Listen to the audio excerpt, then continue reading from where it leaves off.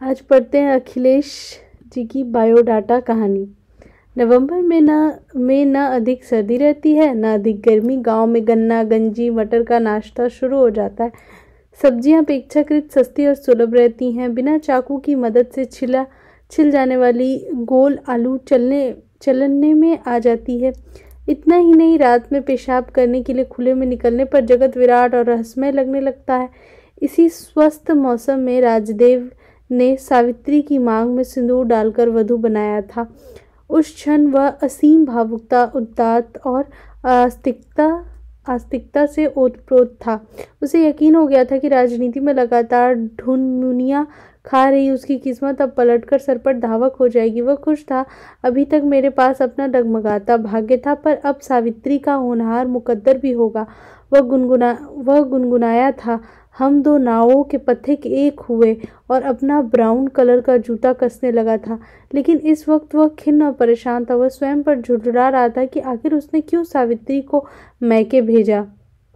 थोड़ी देर पहले तक वह प्रसन्नता से गदगद था, जबकि अब खिन्न और परेशान था। बात यह थी कि स्टेट की पॉलिटिक्स उसे पुकार रही थी, लेकिन जेब में पड़ा सावित्री का पत्र दिमाग में बार बार टनक जाता था। वह तल्खी से ऐंठा। मेरी बीवी जी ने पत्र लिखा है। बड़ी आई पत्र लिखने वाली। सावित्री ने मैके से जो पत्र लिखा था उसका मुख्य अंश था, प्राण प्यारे, अब आपके पापा बनने का समय बहुत नज़दीक है, पर क्या कहूँ, मेरी तबीयत खराब हो गई है। कैसे ठीक रहे? वह तो हमेशा आप पर लगी रहती है। मैं विनती करती हूँ, हाथ जोड़ती हूँ, पाँव पड़ती हूँ कि जल्दी से जल्दी आ जाइए। डॉक्टर और बुजुर्ग जिस तरह मुंह बनाते हैं उसे देखकर मुझे डर लग रहा है कि कुछ भारी गड़बड़ है। सो आप आ जाइए। मेरी हार्दिक इच्छा है कि हमारी औलाद सबसे पहले अपने पिता अर्थात आपको देखे। तो आपको मेरी कसम, अपनी प्राण प्यारी की कसम, आ जाइए जरूर। दर्शन अभिलाषिनी, आपकी सेविका सावित्री। राजदेव ने चलते चलते एक सुनसान में पत्र निकाला। उस पर घूंसा मारते हुए बड़बड़ाया, यह पत्र है और यह कवित। अचानक वह इस तरह चुप हो गया जैसे अभी तक कुछ बोला ही नहीं था। दरअसल वह सावित्री और मोती सिंह के द्वंद्व को सुलझाने की तरकीब निकालने में दत्तचित्त हो गया था। मोती सिंह सत्ता पार्टी की युवा शाखा के अभी अभी प्रदेश अध्यक्ष मनोनीत हुए थे। गृह जनपद में उनके 4 शागिर्द थे। एक उनके अध्यक्ष बनने के पहले ही प्रतिद्वंदी गुट में जाकर पछताने का काम कर रहा था। 2 क्षत्रिय थे। मोती सिंह का दृढ़ मत था, राजनीति में बिरादरी के लोगों को आगे बढ़ाना अपने को ही बांस करना है। अंततः उनकी दृष्टि में चौथे शागिर्द राजदेव पर टिकी। राजदेव ने उनको कृपालु कहा और स्वीकार किया। मेरा भाग्य कमल आपके वरदहस्त से लिखने वाला है। भगसाले मोती सिंह भड़क गए।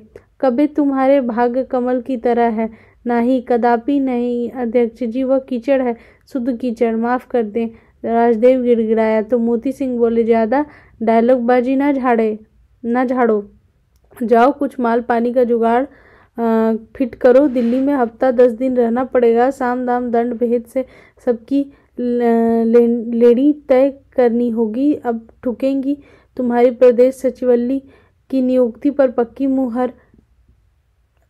उसके सामने विकराल समस्या मुंह बाए खड़ी थी कि माल पानी का जुगाड़ कैसे। उसने निश्चय किया कि वह माँ भाभी के गहने चुरा लेगा, फिर खंखार कर कहेगा कि अगर कोतवाल ने हफ्ते भर में चोर को न पकड़ा तो बोरिया बिस्तर बदवा दूंगा बच्चू का। लेकिन इस उपाय को उसने भविष्य के लिए सुरक्षित रखा, क्योंकि कहीं से कुछ रुपए चपेट में आ गए थे।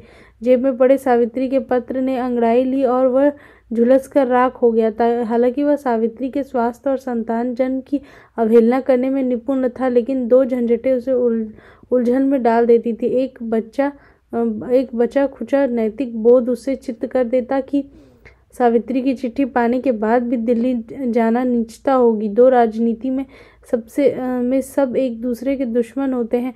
कुत्ते की तरह पोल पट्टी सूंघने के लिए मारा मारा फिरते हैं। अब सावित्री या बच्चे दोनों को खुदा न खास्ता कुछ हो जाए और वह दिल्ली में रहे तो इसे हमारे खिलाफ हथियार बना लेंगे भाई साहब लोग। और कहीं यह लेटर हाथ पड़ जाए। उसका हाथ जेब में चला गया। जेब में जाकर वह थर्राने लगा। वह पत्र को मसलता रहा। अचानक उसे झटके से बाहर निकाला, सड़क के किनारे आया। उसकी चिंदी की ढलान पर फेंका और बिखरे हुए उन कागज के टुकड़ों पर मूतने लगा। मूत लेने के बाद वह इस तरह प्रफुल्ल हो उठा जैसे उसने पेशाब नहीं अपनी सांस विसर्जित की। ना मालूम ऐसा था अथवा नहीं, पर यह जरूर था कि एक तरकीब सूझ गई थी, अनोखी और बुद्धिमत्ता से भी पूरी। उसने तय किया था कि घर पहुंचकर सावित्री को पत्र लिखेगा जिसका मजमून होगा, दुनिया में सबसे प्यारी और न्यारी मेरी सावित्री, इतने दिन हो गए तुम्हारा कोई हालचाल नहीं मिला, कम से कम 15 पैसे का एक पोस्ट कार्ड ही डाल देती। आखिर मेरे किस कसूर की सजा दे रही हो तुम? मैं बेकरार हूँ तुम्हारी सुंदर सुंदर मोती जैसी लिखावट देखने को। मैं हमारे होने वाले उसका ख्याल रखना, अपना तो रखना ही। दिन रात तुम्हारी याद सताया करती है। वह मुस्कुराया। उसने सावित्री को एक ठेठ गाली दी और हंसने लगा। उसके दांत चमक रहे थे, हालांकि न वह काला था और न वह इस समय रात थी, पर लगता था जैसे घनी रात में किसी काले चेहरे के दांत चमक रहे थे। वह इन दिनों अक्सर अपनी 36 की उम्र को कोसता था जिसमें वह विवाहित हुआ था। दरअसल उसने 22 की उम्र में प्रतिज्ञा की थी कि शादी तभी करूंगा जब राजनीति में कुछ कर गुजरूंगा, यानी कि कुछ नहीं तो जिला स्तर पर कोई पद तो प्राप्त कर लूंगा। लेकिन वह 35 वर्ष का हो चुका था और पदहीन था।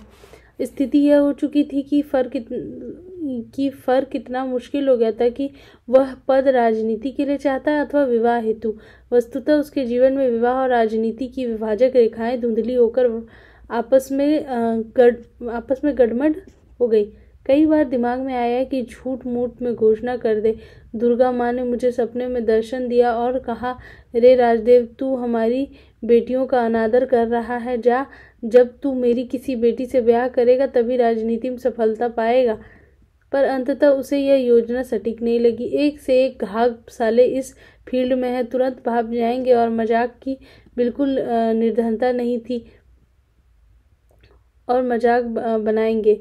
अजीब दशा थी अभागे राजदेव मिश्र की। कुंवारा था, क्या हुआ? प्रेम और वासना का बिल्कुल निर्धनता नहीं थी। इन निधियों से ठसाठस था वह, लेकिन शरीर पर नेता का बाना था और आत्मा में राजनीतिक तरक्की।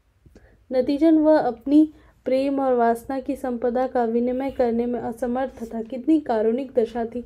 वह अभी तक मोहब्बत से बेदखल था। महज एक बार थोड़े से वक्त के लिए कुछ इंतजाम हुआ था, मगर वे रेल मध्यम चल रही थी कि ऐसा पटरा हुआ कि जिंदगी की दिशा बदल गई।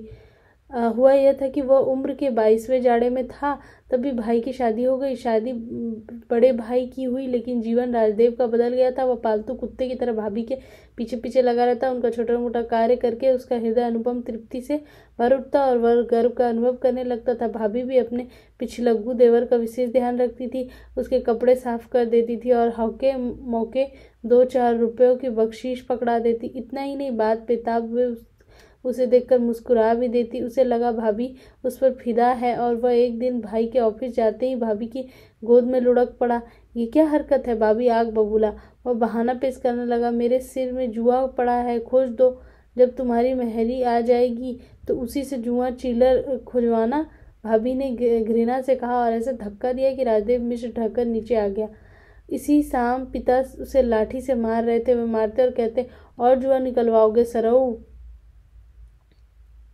इस हादसे ने राजदेव को छिछोरेपन की दुनिया से खींच आत्मलोचन की प्रक्रिया में डाल दिया था। उसके सम्मुख लांछन के सूल, तीर, तलवार थे, जबकि वह बेबस और निहत्था था। उसने खुद को मार अनुभव किया और सुबकने लगा। आंसू थमे तो वह नूतन राजदेव था। उसे दिव्य ज्ञान हो गया था कि इस अपमान की भरपाई तभी हो सकती है जब वह कुछ बनकर दिखा दे लोगों को। उसने तय किया कि वह कुछ बनकर दिखाएगा और परिवार वालों के गाल पर उल्टा झापड़ मारेगा। क्या बनना है, इसके बारे में उसके विचार स्पष्ट थे। वह दृढ़ता प्रतिज्ञ था कि उसे नेतागिरी करनी है, क्योंकि उसने जान लिया था कि सुख की सर्वोत्तम मलाई राजनीति के दूध में पड़ती है। पहुंचे हुए नेता हो तो चोरी कराओ, स्मगलिंग कराओ, कत्ल कराओ, कोई बाल बांका नहीं कर सकता। बलात्कार करो, रंडीबाजी करो, प्यार करो या वासना, दारू पियो, कानून की ऐसी तैसी करो, कोई खौफ नहीं। पुलिस, पीएससी हो, हाकिम हो, हुक्काम हो, डाकू बदमाश हो, सब हाथ जोड़े मिलेंगे। ईश्वर की अनुकंपा से माल पानी की कमी नहीं। इंजीनियर वगैरह का ट्रांसफ़र करा दो तो चांदी, रुकवाओ तो चांदी। चुनाव का पैसा है उसमें खसोट लो, सूखा बाढ़ का पैसा है उसे हड़प लो। यहाँ भौजाई से जुआ खुजवाने में लात खानी पड़ती है, वहाँ सैकड़ों हसीनाएं हासिल हो जाएं, चाहे जितने गुलछर्रे उड़ाओ, कोई चूच पड़ करने वाला नहीं है। ऊपर से फ़ायदा कि पब्लिक में दबदबा भी हमेशा जय जयकार होती रहे। काम कुछ खास नहीं, बस कुर्ता पैजामा पहन लो और मौका पड़ने पर भाषण झाड़ दो। वह कल्पना में भाषण करने लगा। भाइयों और बहनों, सज्जनों और देवियों, कल्पना में उसने पाया कि भाई घूस लेते पकड़ लिया गया भाई को और हवालात में बंद है। भाभी हाथ जोड़कर गिड़गिड़ा रही है, मेरे नेता देवर छुड़ा लो मेरे पति अर्थात अपने भैया को। भाभी उस पर लुढ़की आ रही हैं। उसने झिटक दिया, हम पर न लुढ़को, हमारे सिर में जुआ और बदन में चीलर है। भाभी गई, पिता आ गए। उन्होंने उससे मिलने के पर्ची पर अपना नाम लिख कर भेजा। उसने नौकर से कहा, जाओ कह दो कि अभी मैं जुआ निकलवा रहा हूँ, मेरे पास फुर्सत नहीं है, 3 दिन बाद आए तो मिलने पर विचार करूँगा। भाई को तो उसने पहचानने से इनकार कर दिया। वह स्नेह कुर्ता पहन रहा था, स्नेह पैजामा पहन रहा था। वह जेबदार बनियान पहनना भूल गया था। कुर्ता उतारकर जेबदार बनियान पहन रहा था। उसने पलकें झपकाई, उसने पलकें उठाई और प्रतिज्ञा की, अब मैं अपनी मेहरी से जुआ खुजवाऊंगा और चीलर भी, लेकिन तब जब नेता बन जाऊंगा। हाँ, मैं शादी तभी करूंगा जब राजनीति में कुछ कर गुजरूंगा, यानी कि कम से कम जिला स्तर पर कोई पद हथिया लूंगा। वह केचुल से निकल रहा था, वह केचुल में घुस रहा था, केचुल से निकलकर वह रेंग रहा था। राजनीति की ऊबड़ खाबड़ डगर पर रेंगते राजदेव के बाल झड़ने लगे, आंखों की ज्योति मंद होने लगी, दांत पायरिया के घेरे में आ गए, मसूड़े फूले रहते और दबाने पर मवाद फेंक देते। अब उसे अधिक मेहनत पर हल्की थकान लगने लगती। 36 की उम्र में वह काफ़ी कुछ थक गया था, इसलिए जब जिला मंत्री बना तो शुभचिंतक बधाई की जगह यह मशवरा देने लगे, अरे राजदेव, अब शादी कर ही लो, ज़्यादा टालमटोल करोगे तो बाद में होगी नहीं तुम्हारी मैरिज, टापते रह जाओगे। राजदेव को दान दहेज खास हासिल नहीं हुआ था, पर वह संतुष्ट था। चलो शादी हुई, नई जिंदगी भर रंडुआ बना व्याकुल घूमता रहता, प्रेम और वासना का दलिद्दर घेरे रहता। कुल मिलाकर स्थिति यह थी कि उसके जीवन के हंसी खुशी के गुब्बारे में सावित्री की नेमत पंप कर रही थी। कोई दोस्त मिलता, राजदेव कहता, अरे भाई एक दिन घर आओ, अपनी भाभी के हाथ की चाय पियो।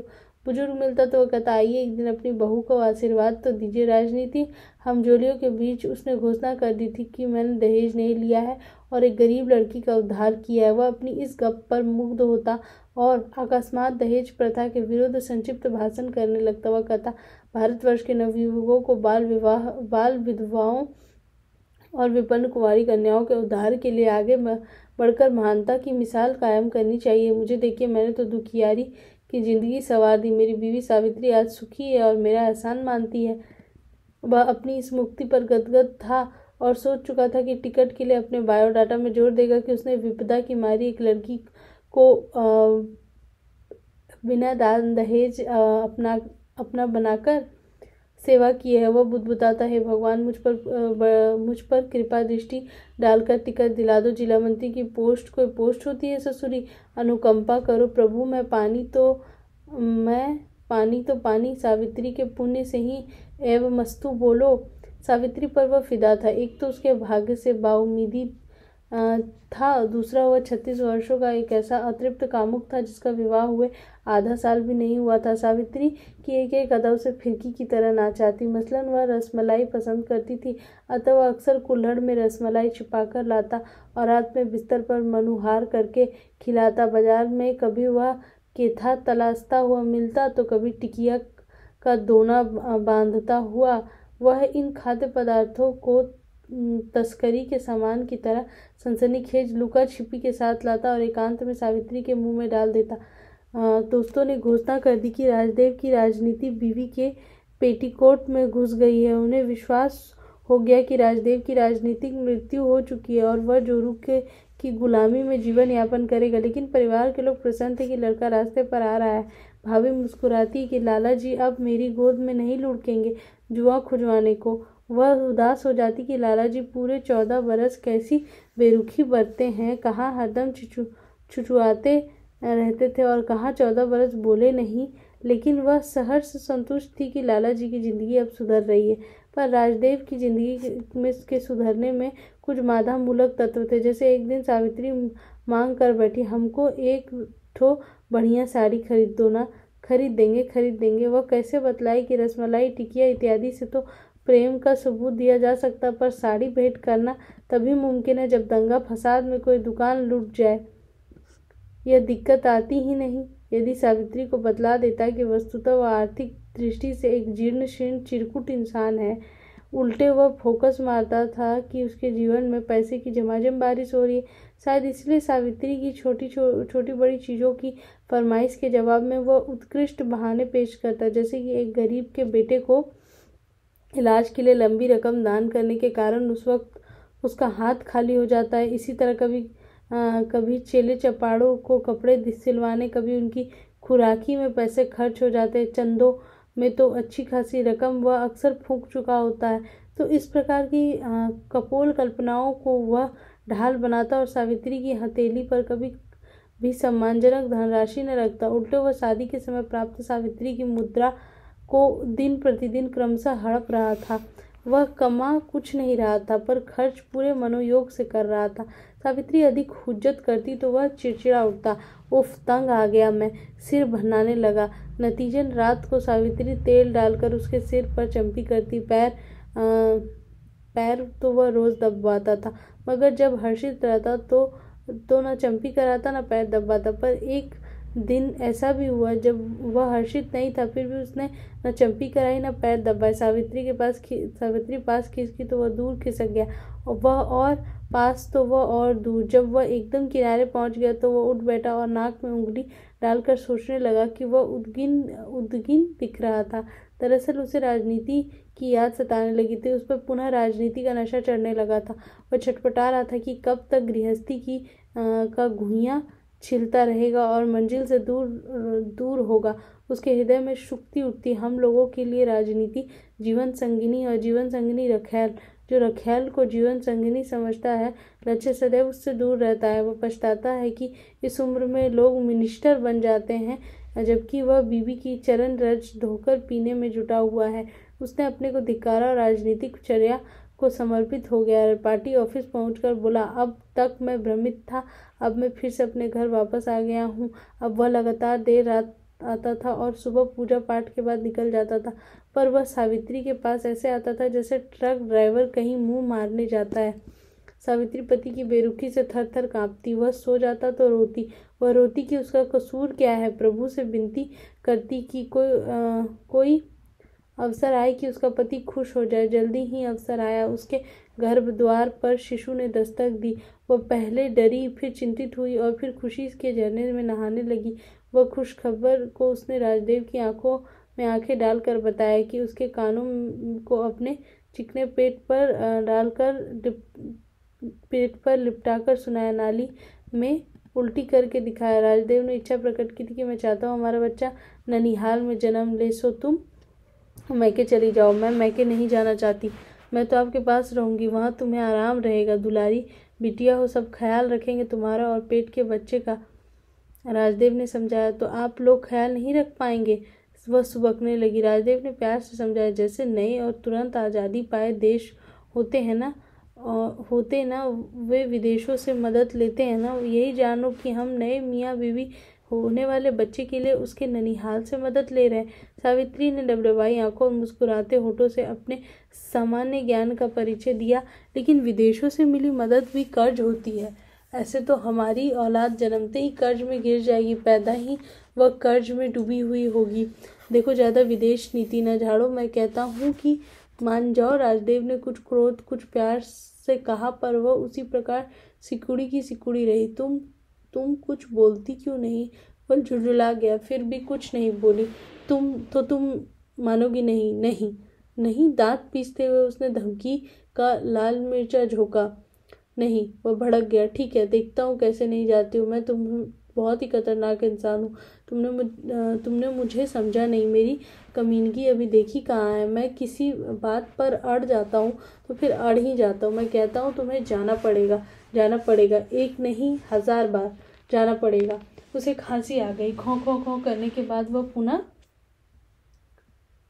तड़का। मैं किसी को आसमान पर चढ़ा सकता हूँ तो उसे धरती पर भी पटक सकता हूँ। कुतिया कहीं की।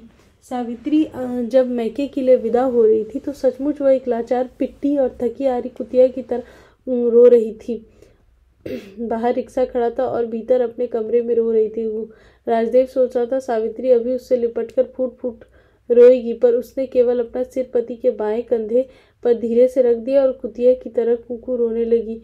राजदेव को कुछ न सूझा तो वह स्वामी विवेकानंद की तरह सीने पर हाथ बांध खड़ा हो गया और बोला, चुप रहो, चुप रहो, बच्चे का ख्याल करो। रोते नहीं। पर सावित्री थी कि कुतिया की तरह रोए जा रही थी। उसकी आंख के कुछ आंसू राजदेव की छाती पर टिकी दाई हथेली के ऊपरी हिस्से पर इकट्ठा हो गए। अगली सुबह सावित्री घर में नहीं थी और राजदेव को लग रहा था कि हथेली के वे आंसू सूखे नहीं हैं। वह जगह अभी भी भीगी हुई है। वह बार बार उस स्थान को अपनी आंखों से स्पर्श कराता और भावुक हो जाता। अपने बाल नोचता और फुसफुसाता, मैं पापी, मैं पापी। वह अपने कमरे में घुसता तो सूना महसूस करता। हालांकि सभी कुछ उसी तरह था, केवल एक बक्सा नहीं था। पर लगता ऐसा था कि कमरे की छत कुछ नीचे खिसक आई है और कोई दीवार कम हो गई है। वह तकिए में मुंह छिपाकर लेट गया। वह देर तक सोता रहा। शाम को नींद खुलने पर उदास था और तरोताजा था। उदास कम था, तरोताजा ज्यादा था। उसने जोर की अंगड़ाई ली और सोचा, चलो कुछ लोगों की चमचागिरी कर आए। वह अविराम चमचागिरी कर रहा था, लेकिन सावित्री के पत्र ने अवरोध पैदा कर दिया था। मगर सावित्री को भेजे जाने वाले पत्र के मंजूमुन ने अब सब समतल कर डाला था। वो मुस्कुराए, क्या आइडिया है, साफ मुकर जाएगा, कहेगा कि उसे तो कोई पत्र मिला ही नहीं। उल्टे खुद तोहमत लगाएगा कि तुम्हें परवाह नहीं। वह तृप्त और उल्लासित था। उसने सावित्री को पत्र न भेजने की शिकायत लिखकर पत्र पेटिका में डाल दिया और अनुमत प्रदेश सचिव बनने के उत्साह में हिल रहा था। हृदय में इच्छा उठ रही थी कि बचपन की प्रार्थनाएं गुनगुनाए, प्रभु अन्नदाता ज्ञान हमको दीजिए। पर तभी यह तार कम सुन। सावित्री ने यह तुरंत बुलाने के लिए तार कराया। कम सुन। उसके होठ विदुर से टेढ़े हो गए। अंग्रेजी पेलती है।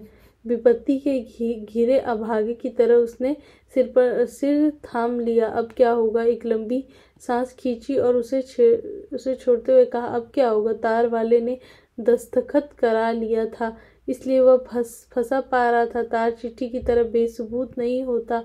निरीह खांसी की तरह उसकी घीघी बंद गई थी। वह तीसरी बार बुदबुदाया, अब क्या होगा? मोती सिंह ने कहा, किस दिन किसी भी समय दिल्ली यात्रा का प्रोग्राम बन सकता। लखनऊ तक ट्रेन के एसी डिब्बे में, फिर हवाई जहाज का सफर। वह चहचहाया, सचिव न भी बने जहाज पर तो उड़ लेंगे अपने राम। वैसे मोती सिंह के कारण सचिव पद भी थोड़ा करीब खिसक आया। एक बार उसे प्रदेश की राजनीति में घुसने का मौका मिल जाए तो दिखा दे अपना हाथ जगन्नाथ। सबसे पहले तो संगठन में जगह जगह अपने आदमी फिट करेगा। इसके बाद मोती सिंह को 4 लात लगाएगा और खुद अध्यक्ष हो जाएगा। इलेक्शन में युवा साख कोटे से टिकट पाएगा, फिर एमपी, उपमंत्री, राज्य मंत्री। उसे सावित्री की बात याद आई जो कहती थी कि तुम प्रधानमंत्री बन जाओ, इसके लिए मैं व्रत रखूंगी। कितना प्यार करती है वो मुझको। उसे अपने पर ग्लानि हुई और सावित्री पर प्यार कैसे। वह दुख में भी हंसती रही। मैंने कितना भी सताया, गुस्सा किया, बेइज्जत किया, झूठ बोला, चू न की, कैसे हमेशा मेरे फरेब पर भरोसा करती रही, कैसे सारी रसमलाई गप खा जाती और मैं खुश होकर देखता रहता था। ना मालूम कैसी तबीयत होगी बेचारी की। कम सुन लिखकर मुझे पुकारा है मुसीबत की मारी, न मुझे बुलाया मुसीबत की मारी, ने मुझे बुलाया, मैं जरूर जाऊंगा। कोई भी ताकत अब मुझे ससुराल जाने से रोक नहीं सकती। मैं सचिव पद को भाड़ में झोंकूंगा और पत्नी के पास पहुंच जाऊंगा। कभी ना चुकाने वाला उधार का प्रबंध करूंगा। मिठाई, फल, मेवे, कपड़े खरीद कर ले जाऊंगा। वह खुश हो जाएगी। वह हंसा। कितना सरल है खुश करना। ऐसे ही अगर पार्टी के आला नेता खुश हो जाते तो मज़ा आ जाता। बस वे चुटकी बजाए तो मुझको लाल बत्ती वाली कार मिल जाए। अर्दली और अंगरक्षक भी ससुरे सेवा करते रहें। कौन ठीक है, प्रदेश सचिव बनने के बाद मिनिस्ट्री ना सही, जल्दी निगम की चेयरमनी ही अपने तंबू के नीचे आ जाए, तब भी तो लाल बत्ती, बंगला, फोन वगैरह का बंदोबस्त पक्का समझो। खसोट लूँ सब रुपया, हड़प कर कंगाल कर दूँ निगम। किसी दूसरे नेता को जाने का मन नहीं होगा फिर उस कुर्सी पर। जो भी हो, मोती सिंह की कृपा से भविष्य उज्जवल दिखाई दे रहा है। मगर उस सावित्री की बीमारी टपक पड़ी।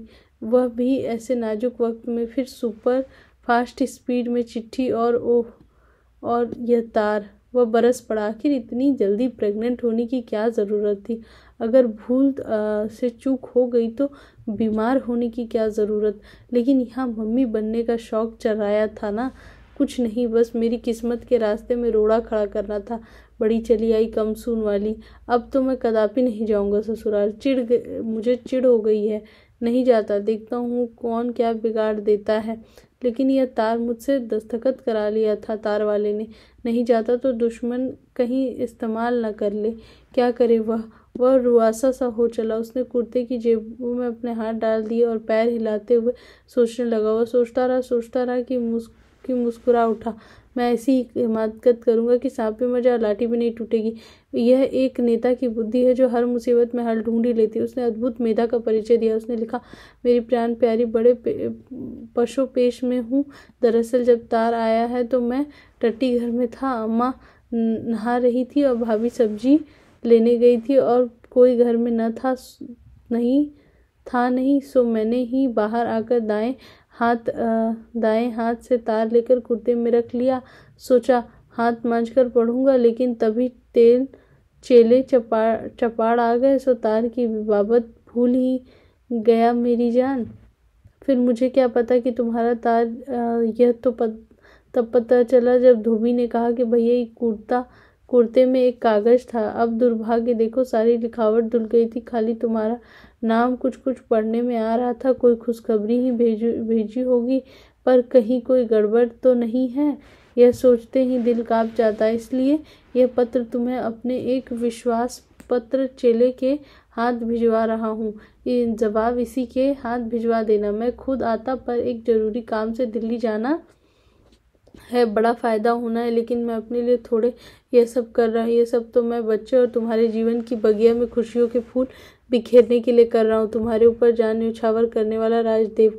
पत्र लिफाफे में बंद हो गया था। राजदेव ने 4-6 नौजवानों को चारा दिखाया था। मैं प्रदेश सचिव बना, नहीं कि तुम जिला सचिव बने। इस कृपा कथन के पीछे मकसद था कि वह पत्र पाक दिल्ली से लौटेगा तो ये चिरकुट शहर में स्वागत का इंतजाम पाती करेंगे।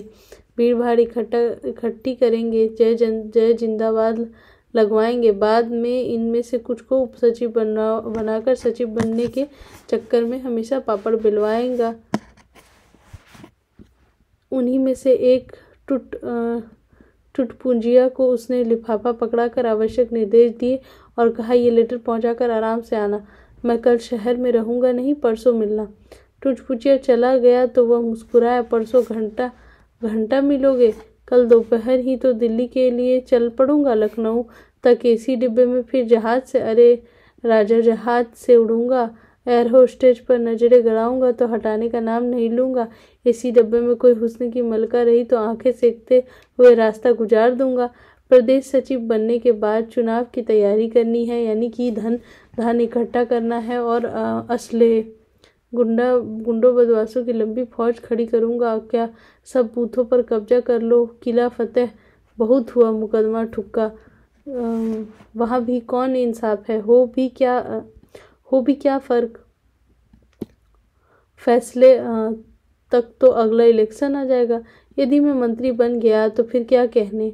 अपने क्षेत्र में योगी मुनि रहूंगा, पर बड़े बड़े शहरों में अय्याशी का नंगा नाच खेलूंगा। मेरी प्रेम तथा वासना की जो नदियां सूख चली है फिर भर जाएंगी। अच्छा, मैं अपनी ब्लैक मनी छिपाऊंगा कैसे? फैक्ट्रियों में, विदेशी बैंकों में। फिर इफारत हुआ तो राजनीतिक भ्रष्टाचार विरोधी फिल्मों का निर्माता हो जाऊंगा। उसने अपने सिर पर चपत लगाई। पंडित गुरु राजदेव, ज्यादा न उड़ो अभी, पहले प्रदेश सचिवालय पद पालो, फिर डेमोक्रेसी पर आग मूतना। उसने निश्चय किया। हाँ, तभी वह डेमोक्रेसी पर आग मूतेगा। ट्रेन छूटने न पाए, इस चक्कर में वह पौना घंटा पहले ही स्टेशन पर धमक गया था। वह मोती सिंह का इंतजार कर रहा था। उसने व्यग्रता का आलम यह था कि वह 4 समोसे खा चुकने के बाद 5वीं बार चाय पी रहा था। उसने चाय का गिलास उठाया था कि किसी ने उसे आवाज़ दी। मुड़कर उसने देखा, पहले वह झुलझुलाया। 1 रुपये का चूना लगा चाय पिलाने में। आवाज़ देने वाला राजदेव का पत्रवाहक टुटपुंजिया था। टुटपुंजिया पास आपके घर गया था। पता चला कि यहीं आ गए हैं। टुटपुंजिया की आवाज़ में लहर थी और वह काँप रहा था। तो तुम गए नहीं वहाँ चिट्ठी लेकर? मैं गया था वहाँ और लौट भी आया। अबे इतनी जल्दी क्या थी लौटने की? कहाँ तो था कि परसों मिलना। बात ही कुछ ऐसी थी, तुरंत लौटना पड़ा। बात ही कुछ ऐसी थी। राजदेव मुँह बिराने लगा। फिर डांटकर कहा, क्या बात थी? टुटपुंजिया हकलाने लगा। बात यह थी कि सावित्री माँ बन गई है। वह अजीबोगरीब संतान थी। उसके मुंह से हमेशा चारों पहर सोते जागते लार बहती थी। वह लार से लिथड़ी संतान थी, जैसे उसके पेट में लार की टंकी हो, जब देखो तब लार बहती रहती है। वह पीली और दुर्बल थी, चिचुकी हुई। वो बहुत बासी तरोई की तरह। उसमें जीवन के चिन्ह नहीं थे। जीवन गायब था, बस जीवन की परछाई जैसे धूप से गिर पड़ी हो। वह हंसती थी न रोती थी। हाँ, कोई उसके हाथ छुए तो चिल्लाने लगती थी। हाथ में जीवन था, पर हाथों की गति असहाय थी उसको। वह गोरी और पिली थी। लगता है मृत्यु ने ढेर सारा बलगम थूका है। सावित्री बगल में पड़ी रो रही थी। वह कहती, आज एक माँ का भाग्य फूट गया। उसके आंसू और संतान की लार मिलकर एक हो गए थे। आंसुओं का लार में विलयन हो गया था। लार ज्यादा थी, आंसू कम। आंसू दिखते नहीं, सब जगह लार ही लार। लोग बोले, ऐसी संतानें बचती नहीं। माँ के आंसुओं से प्यास बुझाने वाली औलादें ज्यादा दिन जीती नहीं। ये जल्दी मर जाने के लिए ही पैदा होती हैं। पर संतान मरी नहीं। वह तो ताजा दम हो रही थी, जैसे कि किसी मायावी का छल हो। संतान स्फूर्त और गति में हो रही थी, बहुत दूर रफ्तार से, जबकि माँ पीली पड़ती जा रही थी। अजीब तारतम्य था। एक की चेतना और दूसरे की मूर्छा में ऐसा मालूम होता है संतान अदृश्य नली में माँ का बूंद बूंद रक्त पी रहा है। माँ निचुड़ रही है, कमजोर और अचेत होती जा रही। संतान ताजादम और ललछाऊ हो रही है। राजदेव को लोगों से घिरे मोती सिंह दिख गए। राजदेव ने चिल्लाकर और हाथ उठाकर उन्हें अपनी तरफ आकर्षित किया और टुटपुंजिया से पूछा, तो तुमको हम यही समाचार लाने के लिए भेजे थे? टुटपुंजिया की बुद्धि में नहीं आया कि जवाब में वह क्या बोले। वह आंख मलते हुए राजदेव को देखने लगा। राजदेव की इच्छा हुई कि उसकी आंखें फोड़ दे, लेकिन वह चुपचाप ससुराल में उपस्थित स्थिति के बारे में सोचने लगा। तो मेरे लिए क्या आदेश है? टुटपुंजिया ने प्रश्न किया। तो तुम वह हकलाने लगा। तुम फिर वहीं चले जाओ, तब तक रहो जब तक सब ठीक न हो जाए। कोई खास बात हो तो यहाँ और दिल्ली के पते पर तार कर देना फौरन। टुटपुंजिया जा रहा था और ट्रेन आ रही थी। वो मोती सिंह की तरफ लपका। तो चल रहे हो ना? मोती सिंह मुंह में पान भरे थे। ट्रेन रुकी। राजदेव पागलों की तरह एसी डिब्बा में घुसा। मोती सिंह इत्मीनान से। ट्रेन भाग रही थी। राजदेव के हाथ में मोती सिंह का दिया एक संतरा था। संतरे को पकड़े हुए वह विचार मगन था, यदि बच्चा मर गया तो क्या दूसरा पैदा कर लेंगे? बीवी मर गई तो क्या दोनों मर गए तो? उसने निश्चय किया कि यदि ऐसा हुआ तो अपने बायोडाटा में जोड़ेगा, पब्लिक की सेवा में, पार्टी की खिदमत में। गृहस्थी तबाह हो गई, परिवार उजड़ गया। इस संबंध में टुटपुंजिया का तार मिला तो नत्थी कर देगा। उसने लंबी सांस छोड़ी और संतरा छीलने लगा। संतरे में बड़ा रस था।